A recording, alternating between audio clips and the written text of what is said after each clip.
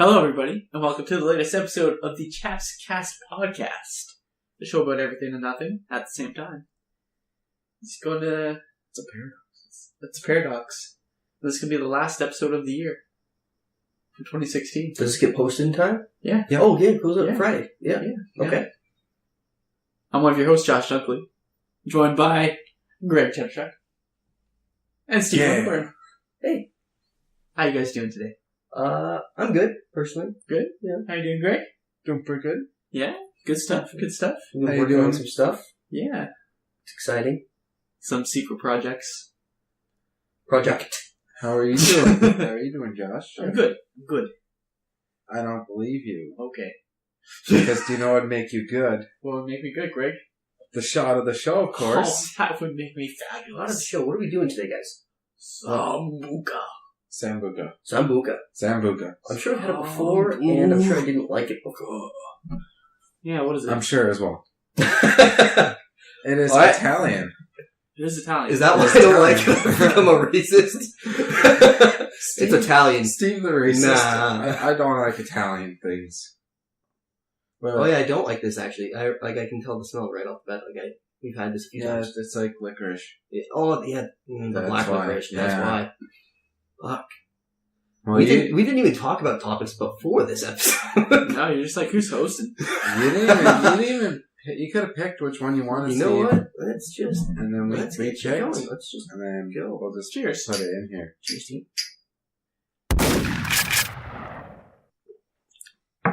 Sambuca. That Italian stallion of As liquor. gross as I was expecting. Tastes like an Italian stallion. Rocky Balboa. Have you ever tasted an Italian stallion? At work, I had Rocky going. This was yesterday. 1, 2, and 3. It's great. Good day. You had Rocky going at work. Yeah, because it was on TV. Oh. Yeah. I was like, we're going to sit here and watch Rocky all day, guys. It's great. Great. That reminds me of the one time Wow, it was gross. It's nasty. when I was working at the bowling alley that The Exorcism was on, and I really wanted to see it because I hadn't seen it before.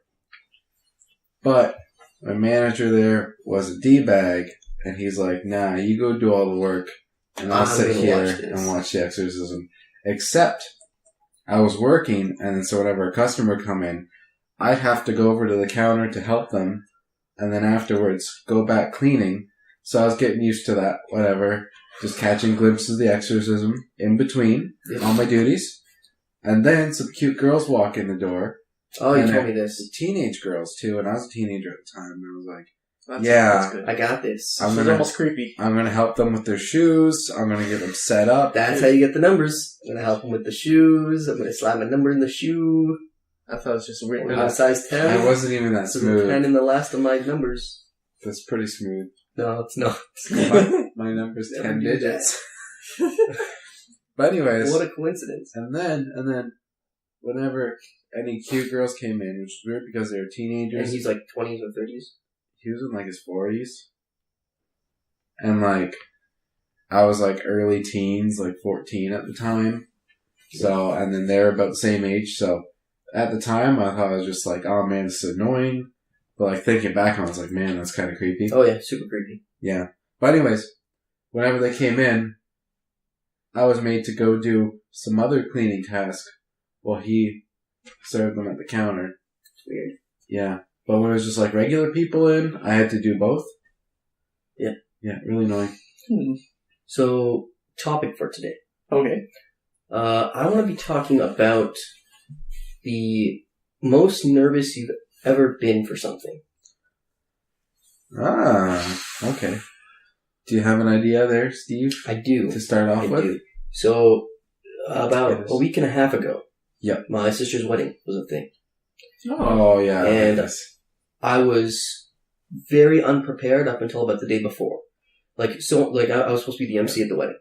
And I had nothing written until like the day before, where I called in sick from work because I need to work on my speech. I need to have something. Yeah. So I sat there for a couple hours that day. It didn't actually take me all day, but it took me the majority of the day. And then I had to memorize it. So I did that. Mhm. And I was so nervous to the point where when I was writing it, I had like these cold sweats. Like my armpits were sweating. And I was just thinking about how nervous I was going to be. And then that's why I was like, I need to have this down pat. This needs to be fluid. This needs to not sound like a speech. I need to know this. And just practicing it made me nervous, just that alone. Because I'm not bad at public speaking, but I know I'm not great at it. And I don't know why they thought it was a good idea. I have no idea why. You're middle Neither of the of them ground. have seen me Speaking. Neither of them have seen me public speak before. And I was like, I don't know what you're making me do. I don't know why you're doing this to me. So, how many people were at the wedding? About 100 people. So, good amount of people. What I did was that night I had to go to it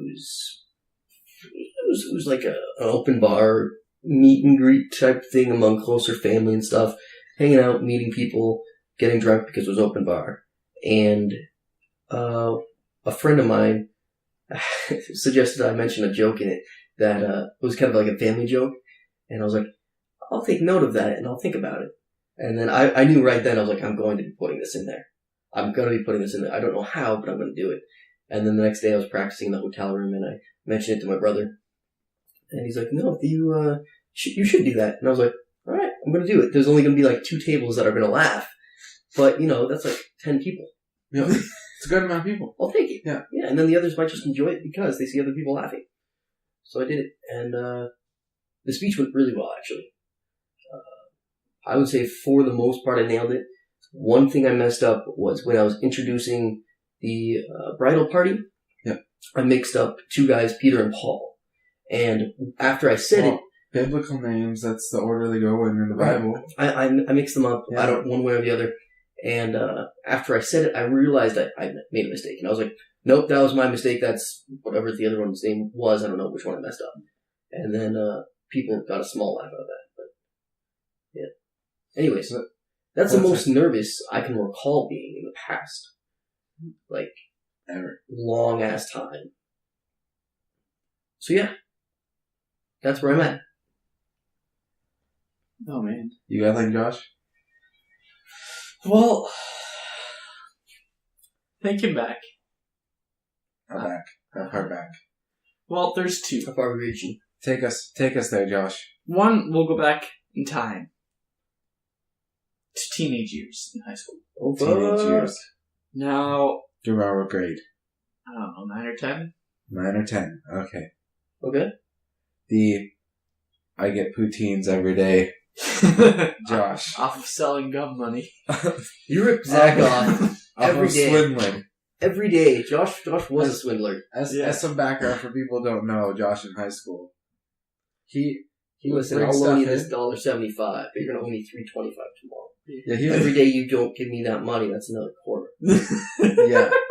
The highest interest rates you can imagine. Yeah. He was gonna be an accountant. Huge profit margins too on his gums and other Yeah, things. so one piece of gum was 25 cents, and if you couldn't afford it, it's 50 cents the next day. That's fucked up. I wasn't even buying the gum, my dirty. parents bought it for me. So Do you know what the equivalent of that is, Josh? That's the same as when Home Depot was selling cases of water for like $20+ in the flood because they knew people needed it. yeah. That's just fucking dirty. Supply and anyways, demand. You only had like 1 or 2 people too doing it, but it was enough. It was enough to get me going. Anyways. Got some good lunches. Yeah, I always had the good lunches. No, one of them was a crush I had for a very long time. Let's go back to the crush episode. Yeah. Jess. Yeah, back in the day. Yeah. So I had a crush on her forever, and then I thought, I know what I'm going to do. I'm going to write a poem. No. Oh. No. Never write a poem. Okay, it wasn't that bad. Never write a poem. Well, I was too nervous to do it. Never write a That'd be poem. great if you still had the poem somewhere. I might. brought Never write a poem. But, like, I had to be real sneaky about it, too. Like, right, because I was using my parents' computer, so I was like, I can't save this as poem, because they'll know they're going to read it. You see if it has porn instead. Yes, hardcore XX. Quadruple X. So I thought I was smart, and I just wrote poem backwards, so it was me up. And I was like, no one's going to expect this to Then you be just go with your parents anything. were dyslexic. Poem. anyways. But then they can't read the poem because they're too dyslexic. No, Josh wrote the poem backwards, actually. Oh, okay. But yeah, Well, some Da Vinci stuff. so I was really nervous, so I thought that was the best way to do it, and just kind of write, like, from a secret admirer. And then, like, 2 days later, I went up to her and I was like, hey, you know that poem you got? That was me. How did that go? She's like, I gotta go to class. About as well as you could expect. You never Yeah. read a poem. About poems. To be fair, I approached her near the end of lunch and the bell rang. So I was like, we do gotta go to class, but we got 5 minutes. But she had to go to class. Never read a poem.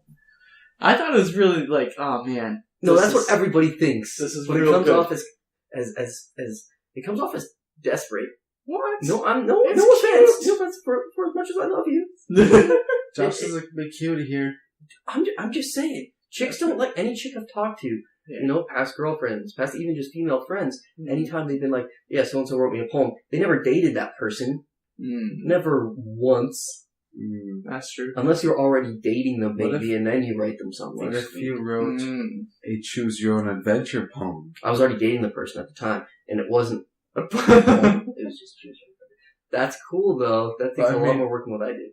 A choose your adventure poem, and then, like, you Like- leave it. Roses are red, and then it's like turn to page 52 or page 57. Are the violets blue or purple? I wrote Have the pages. I wrote a rhyme the other day because every time you make a sale at work, they spin a wheel and then you get a thing, and it was Christmas themed, and so they're like, "Here's a Christmas card, give it to somebody random, and write something nice in it. It's to give back." Somebody random at the workplace or At the workplace. anywhere? At the workplace. Oh, So who'd you give it to? I gave it to my friend Richard, who watches the show, and yeah, because I wrote it. And I'm trying to remember. I wrote something like, "Roses are red, violets are blue. Customers are angry, but they have no clue." Something. And it kept going, but it was really good, and I was really proud of it. And I was like, I have to give this to one of two people. And I was on the fence between Richard and Jacob, but it was the fact that Richard literally sits across from me. So I was like, let me just toss it. Yeah. Should have made it into an airplane card. We've thrown airplanes back and forth. Oh, yeah. He no longer sits there anymore, though. But Because of the airplane thing. no, he changed sales teams. Or no, sorry, he didn't change sales team. It was that they just wanted to move him to a different location because there were more seats opened up or something. I don't know. Anyways, Greg. Yes. One of my more nervous times was, it's been a couple. I think one of them was when I was getting ready to go on stage at, what's it called? The Royal Winter Fair. So basically I was with the, Food Innovation Research Center at George Brown. Okay. This was while I was going to school there. I was working there as well. And what they had to do was they had some recipes from the research studio that they wanted to showcase.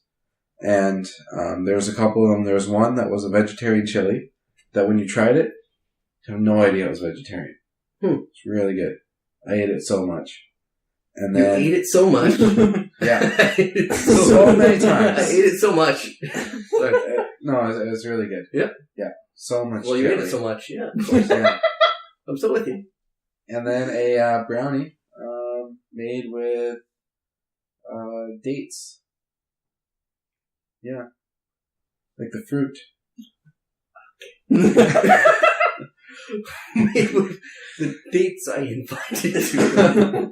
No, not What those am I dates. called? Do you know what dates are, Josh? I He heard does of them. not. Yeah. Well, I know of date turnovers, Oh, okay.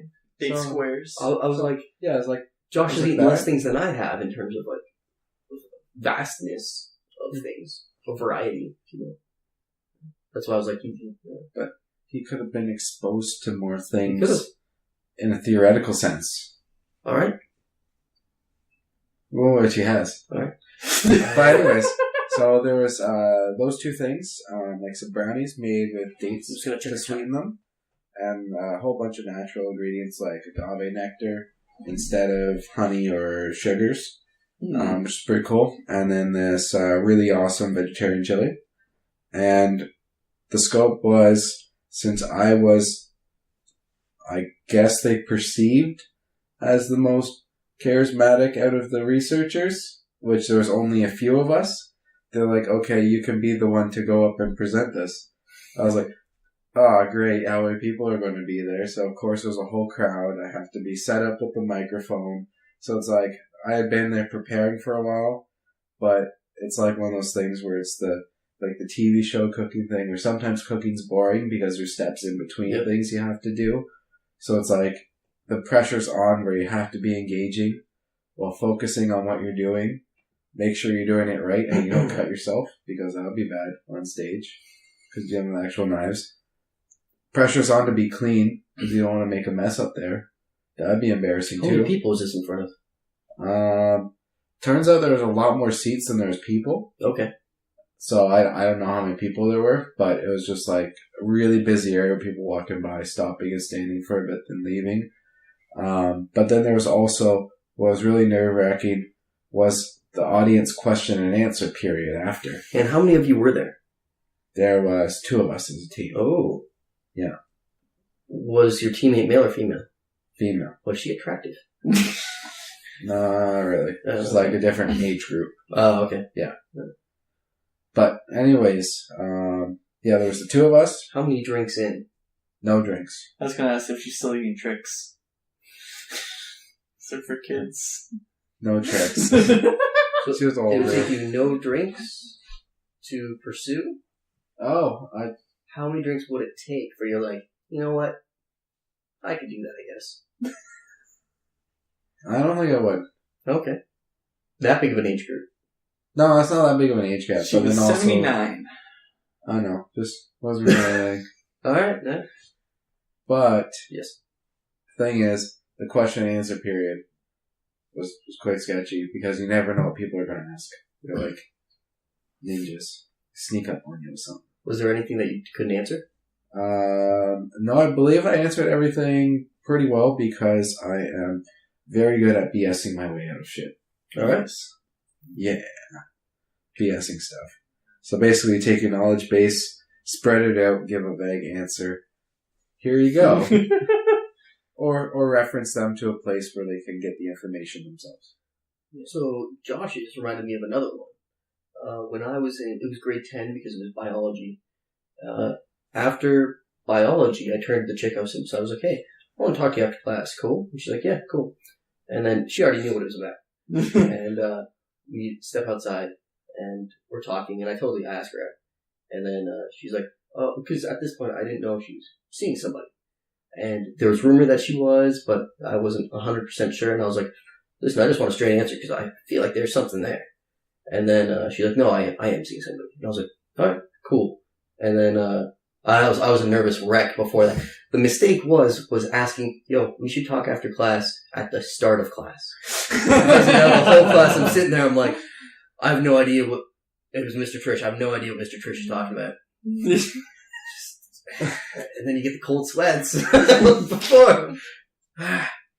So that was more nerve-wracking than when you were finding out whether or not you passed the class when you had the competition with Dylan. So that wasn't the same class. That was the year after. That was the year grade after. 11, because both Dylan and I discovered that we didn't need another science. We already had enough courses for that. And we're like, yeah, let's do closest to 50 wins. I'm not sure. I think Dylan failed. If he's watching, correct me if I'm wrong. I think he just failed. I got out with like a 53. Like So he won. I just passed. I'm pretty sure I won that. No, if he just failed. Well, before yeah, I'm pretty sure though. Like I'm not 100% that he failed. I'm pretty sure he did though. So he would have won? By being closer? Closest without failing. Oh, without failing. Without failing. Oh, so it's like Price is Right rules. So if I got 53 and he Closest did without fail, going over. yeah, because we still wanted to pass. Like, yeah. So I'll ask him at work because now he's at Nordia with me. I'm pretty sure I won that, but it was really funny. Like we would sit there and we were on MSN and stuff, and we would talk about. Sorry, I had a burp coming up. What type of designs we wanted to try to do on the Scantron, but it's really hard to do designs on a Scantron when you're having one in a row because we didn't want to make it seem like we're actually designing something. So, yeah. I have another one. It's when I went to meet my girlfriend for the first time. Because we started out, like, we met online type thing, right? Yeah. So, like, that first whole thing is you're just messaging. It's easy to text someone. But didn't you meet a couple chicks from online, like Tinder and stuff like that? Yeah, but... Or was this one different and you're sitting there like, This was different. This was me meeting her at the bowling alley. Okay. So, like, I wasn't picking her up or anything beforehand. It's like, hope she shows up.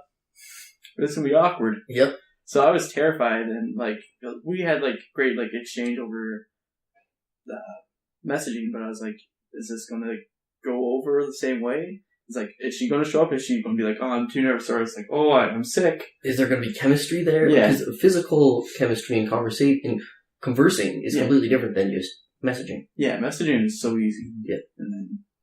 But luckily it went well. You're still dating it? Like a year and a half? A year, 2 years? Yeah, almost 2 years. How long now. has it been? Almost 2. Almost 2. Yeah. Wow. Jeez. But, so that went well, but I was terrified. I was like, I really hope she shows up today. That's fair. Yeah. Any more break? I was thinking of one, and then Josh answered, and now I'm having trouble thinking of it.